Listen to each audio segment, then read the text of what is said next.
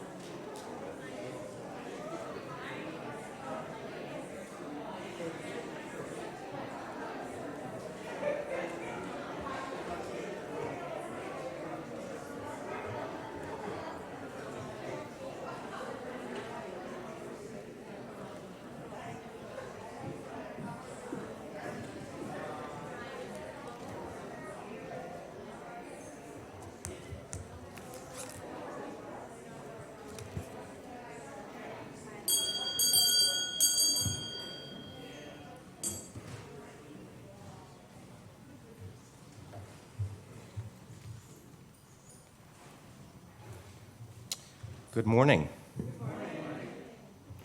I'm Stephen Parapelic, today's worship associate.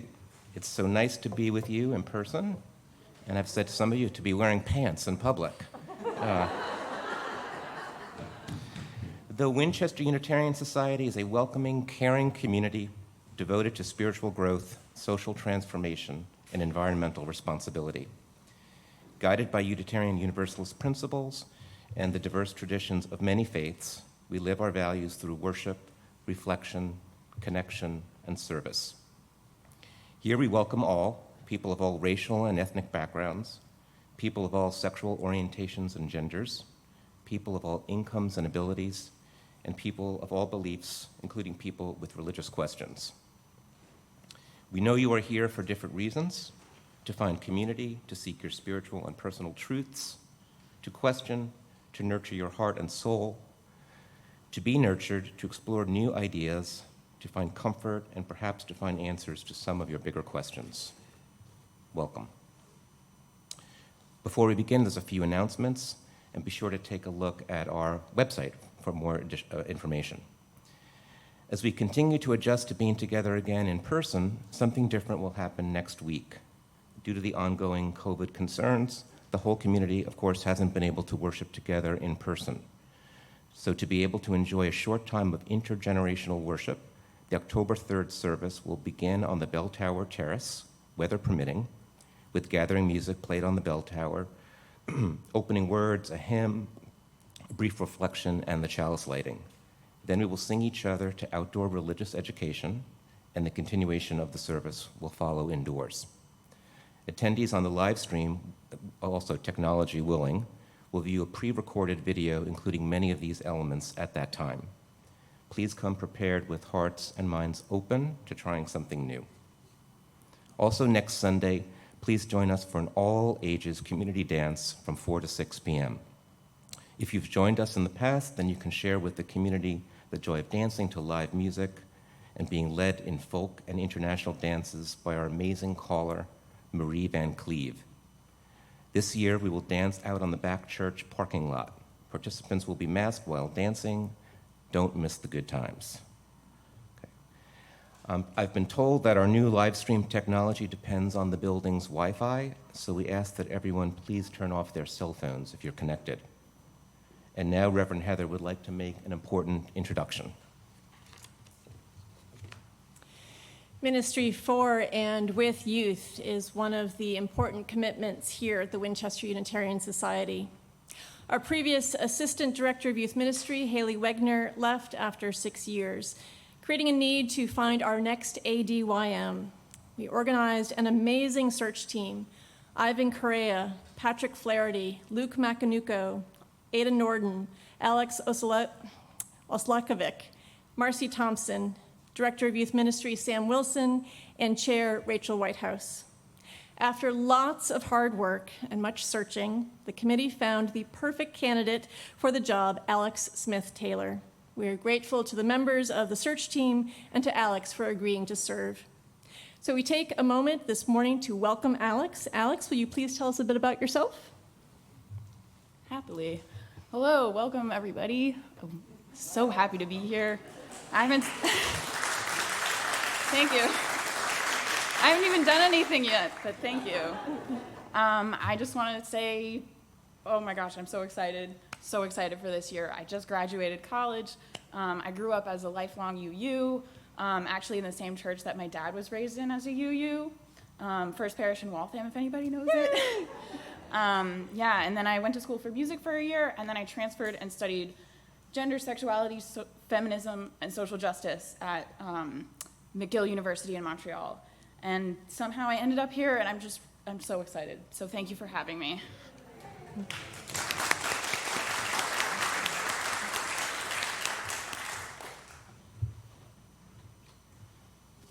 Now let us open our hearts and minds to the spirit of worship. Writer, community organizer, and activist Adrienne Marie Brown offers us a radical gratitude spell, what she describes as a spell to cast upon meeting a stranger, comrade, or friend, working for social or environmental justice and liberation. It is slightly adapted to serve as opening words. You are a miracle walking. We greet you with wonder. In a world which seeks to own your joy and your imagination, you have chosen to be free. Every day, as a practice, we can never know the struggles you went through to get here, but we know you have swum upstream, and at times it has been lonely. We want you to know we honor the choices you made in solitude, and we honor the work you have done to belong. We honor your commitment to that which is larger than yourself and your journey, to love the particular container of life that is you. You are enough. Your work is enough. You are needed. Your work is sacred. You are here, and we are grateful. A couple Sundays ago, our religious educator, Sam Wilson, reminded us that when we light the chalice, we recall the divine spark in every person. The flaming chalice becomes a symbol of the inherent worth and dignity of every person. It helps me to have this reminder, both in how I understand myself and understand other people. But I get to wondering, if everybody has a spark of the divine, is it enough to light just one chalice? Shouldn't each one of us here and everyone at home light a chalice? There are times that we light many candles, such as the kindling of the light in our centering time. And on Christmas Eve, we turn off all the lights and hold candles and sing in the dark. But I guess to be practical and realistic, I don't think the fire marshal would want us to do all those things and have each one of us light a chalice. That might be just a little bit dangerous. But just this week, I learned of a solution. A colleague taught me how to say light the chalice in American Sign Language. Like all foreign languages, this might be a little lost in translation, but I hope the meaning of the idea shines through. So Alex and I would like to teach you. If you are unable to do any of these movements, please join us in spirit. And folks at home, I hope you are joining us as well. So put out your left arm with the palm open. Take your right pointer finger and place it in the center of your palm. And when your finger touches, wiggle your left-hand fingers like flames. Beautiful. So I will now offer the chalice lighting words, and they'll be familiar to many of us. And at the very end, when I say the chalice is lit, that is your cue to, through these signs, light the chalice from your seat. And Alex will then kindle the chalice flame here. Ready? We light this chalice to celebrate Unitarian Universalism. This is the Church of the Open Mind. This is the Church of the Helping Hands. This is Church of the Loving Heart. For all these things, for each and every one of us, our chalice is lit.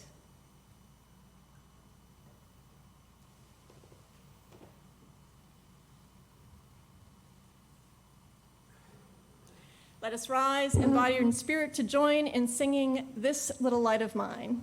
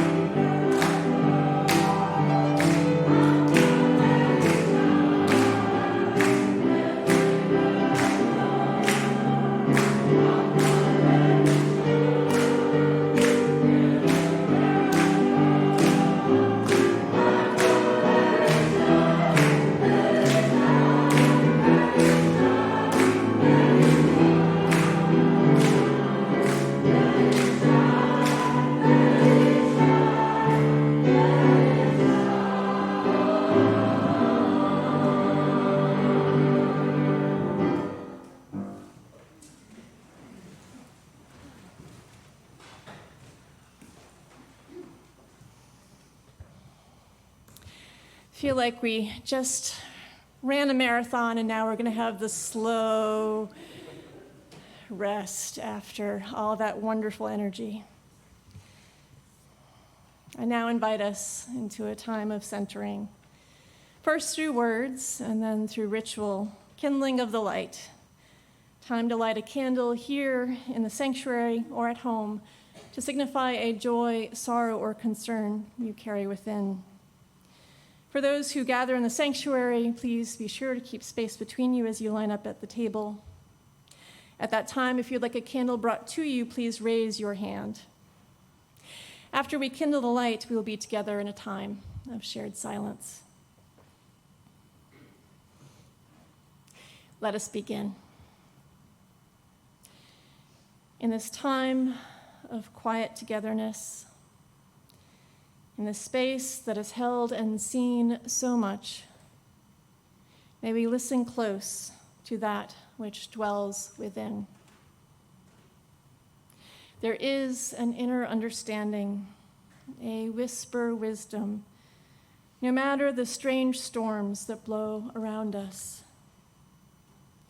May we give that which is unspoken a voice, that which is uncertain recognition. By our hands, affirming what is in our hearts, may we now kindle the light.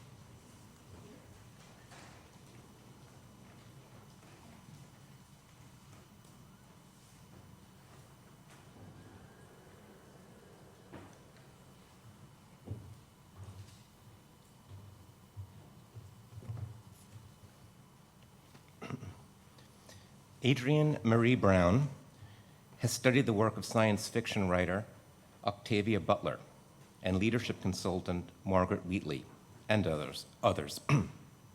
She gives a name to their spiritualities and philosophies of social change by calling them emergent strategy.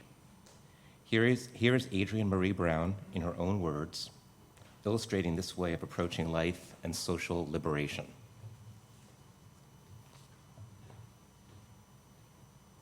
Organizing for what we want, building collaborative strategies, and learning better ways of relating to one another and the planet. Adrienne Marie Brown talked about all that and more when I met with her recently in Detroit. She's a social justice facilitator, a pleasure activist, and the author of Emergent Strategy. Emergent strategies are ways of looking at the world, the natural world that we're a part of, and searching for collaborative efforts. Like, where does collaboration happen? Where is right relationship happening between humans and the planet, between different parts of the planet, and what can we as a species learn about how to be in right relationship with each other and with the planet that we're living on. Everything feels like it's so heavy and so intense, and how do we survive this moment? It doesn't feel like we can. And emergent strategy posits actually all of these changes. These are something that we need to figure out how we embrace and how we also shape them. So emergent strategy is really life moves towards life, longing moves towards longing. And if we're not also organized towards what we really want and what we long for, we will always settle into just reacting and trying to stop something bad from happening. The trick of this book is that everything you need to know is on pages 41 and 42 and on page 50. If you just read those 2 pages, or you can look at page 15. Page 15 also basically has the entire thesis, everything about the book is right there. So this Octavia Butler quote, "All successful life is adaptable, opportunistic, tenacious, interconnected, and fecund. Understand this, use it, shape God." So from that, I would say emergent strategy is learning how to be fractal. Small scale reflects the large scale. How to be adaptive in right relationship to change, but also with intention. Because if you just change all the time, you're just changing all the time. You're just a mess. You're just a leaf blown in the wind. But changing with an idea of like, oh, I'm a bird. I'm trying to get to Mexico for my migration. A storm came. How do I still get myself to Mexico? Then nonlinear and iterative, resilient, being in a practice of transformative justice, which I think we are just beginning to understand what transformative justice is or could be for us as a species. And then interdependent and decentralized, and always creating more possibilities. One of my favorite examples right now from the world of nature has been in this flooding that's been happening with the hurricanes, watching how ants have come together to survive. And they basically create a foundation of their own bodies, like a bottom layer of their own bodies, that then other ants climb on top of until they create this floating mound that then is able to make sure that the majority of them survive until they come across something that is a higher ground. Right now, we are drowning in the overwhelm of this political moment and the overwhelm of hard decisions. How do we reach out and hold on to each other, knowing that holding on to each other makes us a more stable body that can actually float and not pushing each other down, not pushing each other under.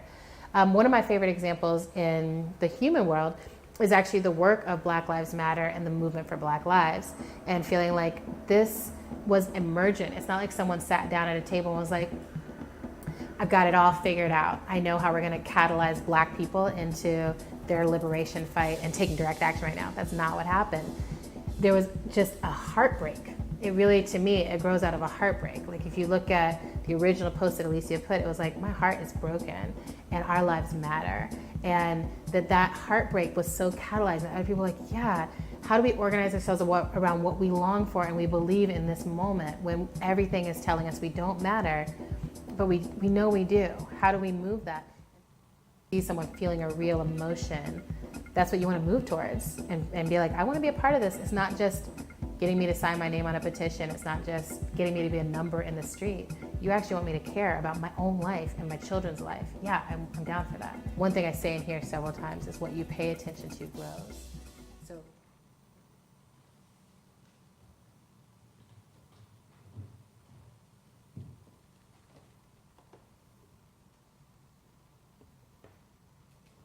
Organizing for what we want, building collaborative strategies, and learning better ways of Close your eyes and imagine a place in nature that means something to you, she said. Maybe it's by the water or the forest. What sounds can you hear? What do you smell? What is it like in summer, in winter? What makes this sacred ground to you? I was attending a clergy chapter meeting. This was before the pandemic. Many of us were crammed into the basement of a local Unitarian Universalist church. The dark room and the overcast winter day through the small windows made it hard to imagine being in a natural paradise. This exercise was led by the Reverend Marianne White Hammond, a prophetic local leader in environmental justice. Reverend White Hammond then asked us to find a partner and to share about the place we brought to mind. I was paired with my colleague Sally, who spoke of a lake in Minnesota that has been a seasonal destination for generations of her family. By the time we were done sharing, I could almost see the place she cherished, smell the trees, and hear the water lapping against the shore. What you pay attention to grows. This session of storytelling was a good antidote to the morning session held upstairs in the church's sanctuary. PowerPoint slides, detailed predictions of how climate change will affect Massachusetts in the decades to come. As you might imagine, the news is not good. Reverend White Hammond then explained why we did this exercise together. So often, we who seek to make the world a better place are well-versed in what is wrong in the world and clear about who is responsible. We borrow language from the military: fight, occupy, movement. We borrow tools from corporate America, like PowerPoint. We know who and what we are against in such a way we sometimes forget what we are for. When we stay grounded in what we want to steward or a new future we want to create, when we remember what is sacred, we are emboldened by what is most precious to us, not just as activists, but as people with spiritual lives. As an example, Reverend White Hammond shared the story of a workshop for activists centered on creative writing. At first, the participants were confused and resistant. How could creative writing help them dismantle mass incarceration, or end police brutality, or reverse global warming? But once they began the exercises, tapping into their creativity, they also tapped into their vision. Through this process, the vision of the kind of world they want to create, the kind of world they want to live in, became clear and compelling. This vision gave them a different kind of energy and perspective just beyond resistance. I did not know it at the time, but Marianne White Hammond was utilizing emergent strategy with us. Emergent strategy reached widespread awareness through a book by Adrienne Maree Brown by the same name. Brown draws wisdom from her late mentor, Grace Lee Boggs, science fiction writer Octavia Butler, and leadership consultant Margaret Wheatley, and others to articulate what it means to be an emergent strategist. Those who attended our past service centered on Afrofuturism will remember the influence of Octavia Butler, writing about future dystopias and through her narratives offering hope, especially for those in the Black diaspora. In the same way, Adrienne Maree Brown defines social justice advocacy as science fiction, the active imagining of a world that does not yet exist. Brown observes on her blog that most science fiction answers three fundamental questions: what if only, and if this goes on. Social justice work answers the same questions as we dream together of a world in which we feel our miraculous lives matter, our freedom is non-negotiable, and we live lives that are satisfying and interdependent. Grounding this understanding in Black liberation, Brown's co-editor of an anthology of science fiction stories inspired by Octavia Butler, Walida Amarisha, makes clear that contemporary African Americans are literally the science fiction of the ancestors, affirming that those of us from communities with historic collective trauma, we must understand that each of us is already science fiction walking around on two legs. Our ancestors dreamed us up and bent reality to create us. While Butler's work is in the genre of science fiction, her books are infused with theology. More than once, I have used Butler's words in worship. All that you touch, you change. All that you change, changes you. The only lasting truth is change. God is change. I understand Butler's spirituality as an expression of process theology, recognizing the holy not as a being, but as a verb. This action, this change, can be positive or negative depending on what we bring to the exchange. As Adrienne Marie Brown recalls in Emergent Strategy, Butler attests that a victim of God may, through learning adaptation, become a partner of God. A victim of God may, through forethought and planning, become a shaper of God. A victim of God may, through short-sightedness and fear, remain God's victim, God's plaything, God's prey. The influence of Margaret Wheatley can be found in the focus on the natural world.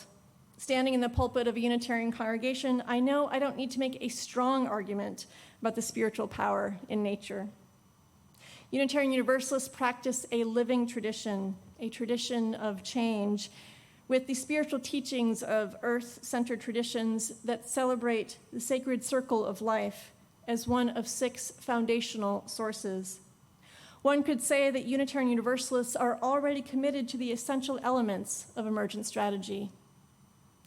Yet, this doesn't mean that Unitarian Universalists are already emergent strategists. In this month focused on embracing possibility, I am one Unitarian Universalist who has gotten very good at analyzing and understanding the impossibility in life right now. Perhaps is a holdover from our Puritan roots. But emergent strategy is different. It is a gospel of authentic hope.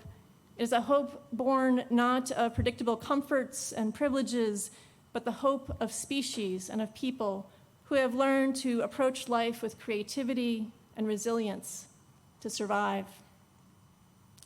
I hear this hope in one of Adrienne Marie Brown's sources, Lisa Thomas Adiyamo, who affirms that everything, given time and nurturing, is moving towards balance and healing. The mushrooms that clean the land after nuclear trauma, the process of forest growth after a fire, the way our skin heals after a cut, stronger than before. Healing is organic. Healing is our birthright. When I read Adiyamo's words, I thought again of Marianne White Hammond. In a newspaper article, she recalls her environmental activism, beginning with growing plants on her back porch. This was a painful chapter in her life. In her ministry in Roxbury, 5 young people were victims of gun violence. 2 did not survive. By tending to these plants and seeing them grow, she was able to minister to her own despair and grief. Healing is our birthright. Life moves towards life. One might argue that growing a plant on a porch does not change the world, but at the heart of emergent strategy is the understanding that what happens on the small scale affects the big picture. As we heard, Brown uses the metaphor of the fractal, shapes we find radiating through nature. A piece of a leaf reflects the structure of the whole leaf, reflecting the structure of the tree. The first principle of emergent strategy is small is all, a liberating idea for individuals. Brown affirms the power of her individual influence. She writes, "In a fractal conception, I am a cell-sized unit of the human organism, and I have to use my life to leverage a shift in the system by how I am, as much as with the things I do, This means actually being in my life, and it means bringing my values into my daily decision-making.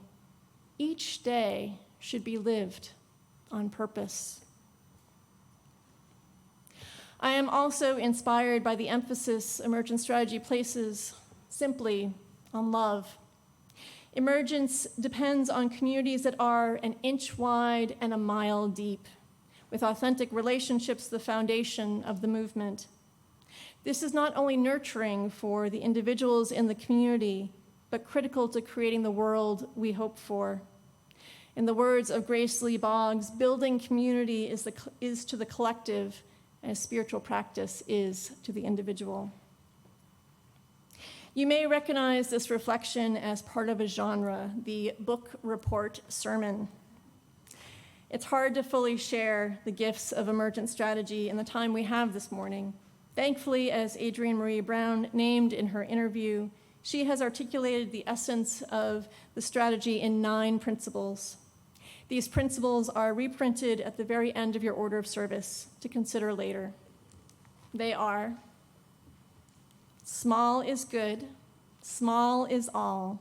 The large is a reflection of the small. Change is constant. Be like water. There is always enough time for the right work. There is a conversation in the room that only these people at this moment can have. Find it. Never a failure, always a lesson. Trust the people. If you trust the people, they become trustworthy. Move at the speed of trust. Focus on critical connections more than critical mass. Build the resilience by building the relationships. Less prep, more presence. What you pay attention to grows. I began today's reflection recalling a time I was asked to remember a place that is sacred to me. In the end, we are wise to know in our bones that all of life is sacred. As part of life, all deserve to be treated as sacred beings, even us. And as part of life, we are called to be active stewards of that which is, in the words of Octavia Butler, adaptable, opportunistic, tenacious, interconnected, and fecund. I close with Adrienne Marie Brown's words about what such stewardship would look like. Over and over again, it becomes known. The peace we seek is seeking us. The joy of full bud awaiting our attention. Justice in our hands, longing to be practiced. The whole world learning from within. This thrilling moat in the universe, laboratory, labyrinth, internalized demands, you are the one you are waiting for. Externalized love, bind together us into a greater self, a complex movement, a generative abundance, an embodied revolution. Learn to be here. Critique is a seductress. Her door is always open. So what if you get some? We are going further past reform to wonder. This requires comprehension that cannot fit in words. Out beyond our children, beyond the end of time, there is a ceaseless cycle, a fractal of sublime, and we come to create it, to soil our hands and faces, loving, loving, and loving ourselves and all of our places.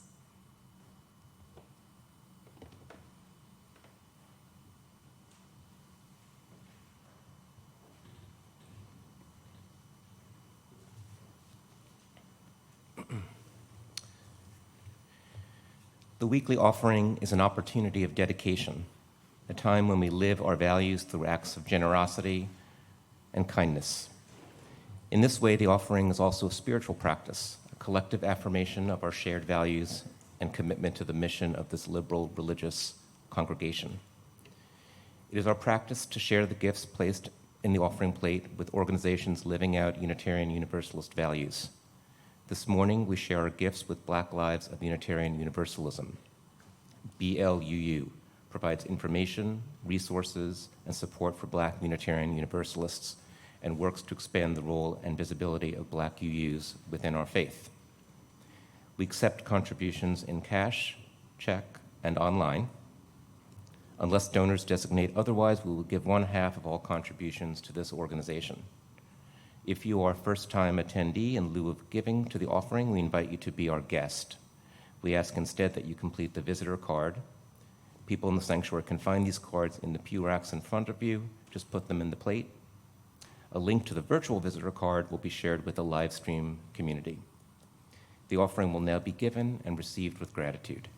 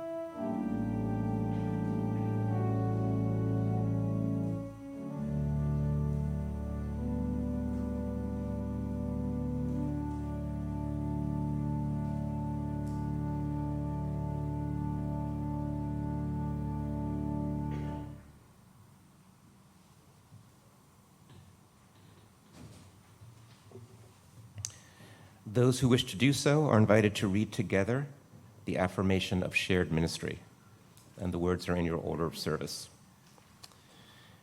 We gather not for ourselves alone, but to use our common power to build the beloved community within and beyond these walls.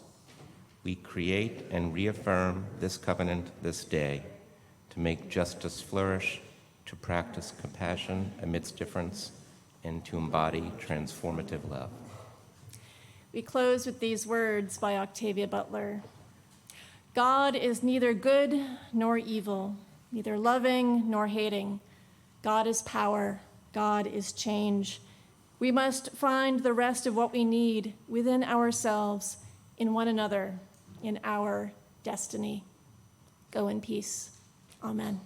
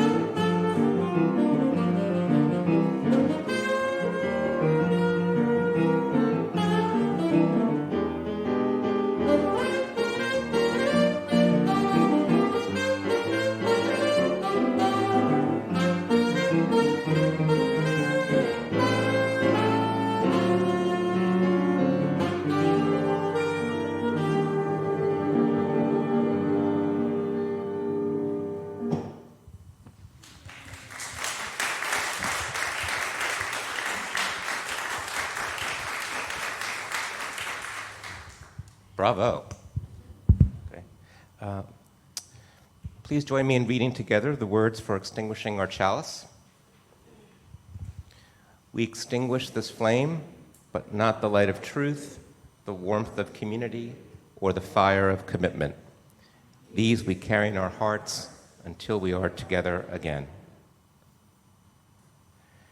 This service has ended, but our life of service continues, and so does Coffee Hour out on the Bell Tower Terrace. And for those of you online, please follow the Zoom link to have a virtual coffee hour. See you soon.